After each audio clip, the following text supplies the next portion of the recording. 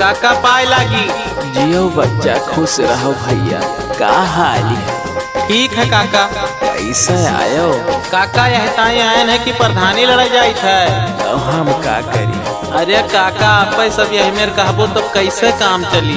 काका हम चाहते हैं कि आप सभी आशीर्वाद दिए ताकि हम प्रधानी जीत जाई और अपने गांव के विकास करी, अपने गांव के नाम रोशन करी। काका सगरौ गरीबन का कॉलोनी दिलवाए दियबै, बिरधन के काका हम तो पेंशनों बनवाए दियबै।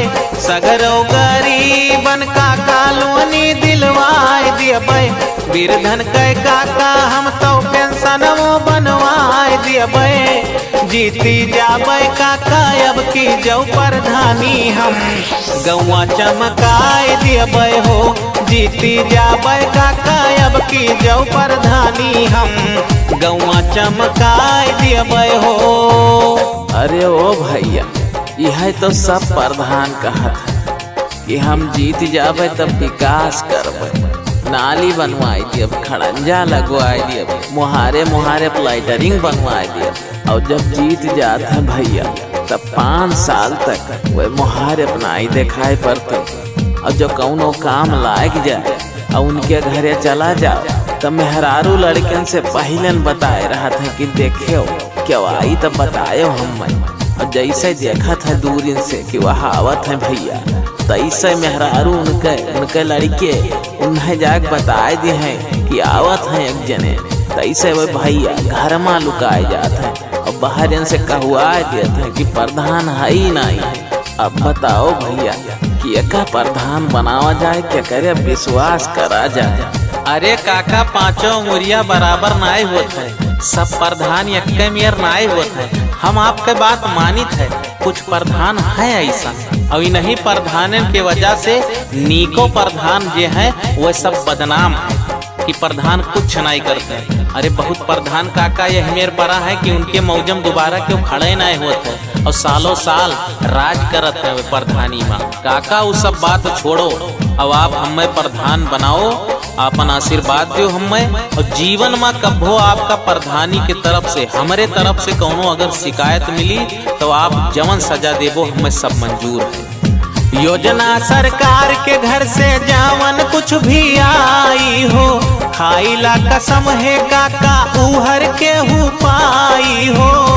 काका सरकार के घर से जवन कुछ योजना लाभ आवत है, क्यों प्रधान दीन हुए चाहे ना दीन हुए काका, अगर हम जीत गए यह बार तो हर योजना के लाभ हम हर गरीब तक जरूर पहुंचाए। आप विश्वास करो हम पर और यह बार प्रधानी काका हमें जिताओ और सब प्रधान के गुस्सा काका हमारे बना उतारो। और काका हम जीत गए तो राशन कार्ड, गरीबन के आवास, वृद्धा पेंशन, मृतक पेंशन, विधवा पेंशन और शादी विवाह में सरकार के तरफ से जवन कुछ योजना आवत है हम सब का देवे। हम कहे वाला काम ना करब काका कि भविष्य में कब्बो हम लड़ी फिर प्रधानी तो आप बुजुर्ग लोग हमें बोली ताना ना मारो कि प्रधानवा ऐसा रहा, प्रधानवा ऐसा रहा, एको काम ना की, एको काम ना की, ना कहूँ नाली लगवाई, ना खड़ंजा बनवाई, सब पैसा खाए ली। काका हम उम्र कमोए ना करब काका, हम वो काम कह के दिखाए कि 4 जने वाहवाही करें। जौनी लंग निकली तो कहे वाह भैया हमारे प्रधान जात है, देख लियो हमारे प्रधान, यही मेरे प्रधान हुए चाहिए काका। हम वो काम कह के दिखाई, वो काम थोड़े करब काका कि 4 जने गरिया में कहूँ निकली तो बैठे लायक ना रहे। काका विश्वास करो और की बार हमें वोट दियो और जिताओ, और जे 4 मने मिले उन्हों से कहो कि भैया का वोट दिए और सबके देखो काका अब की हमारो देखो। योजना सरकार के घर से जवन कुछ भी आई हो, खाइला कसम है काका उहर के हु पाई हो। गौवा गौवा मैया लाइट हम लगवाए दियबै, मौजा हम चमकाए दियबै हो। गौवा गौवा मैया लाइट हम लगवाए दियबै, मौजा हम चमकाए दियबै हो। काका जवन जवन हम कहित है कही के दिखाए दियबै, मौजा हम चमकाए दियबै हो। काका जहाँ कहो तहाँ कसम खाए ली हम, हमें जनता के सेवा करे है और काका जनता के सेवा करे का मौका दियो हमें अब और कुछ नहीं जानी हम काका। अरे ओ भैया, हम हो चाहे थे क्यों नीक मनई प्रधान बने, लेकिन कुछ मनई या हिमियर कहे कि 2 कुल्ला दारू पाए जाए, मुर्गा संझक मिल जाए, 1500 मिल जाए केहू प्रधानन के तरफ से भैया।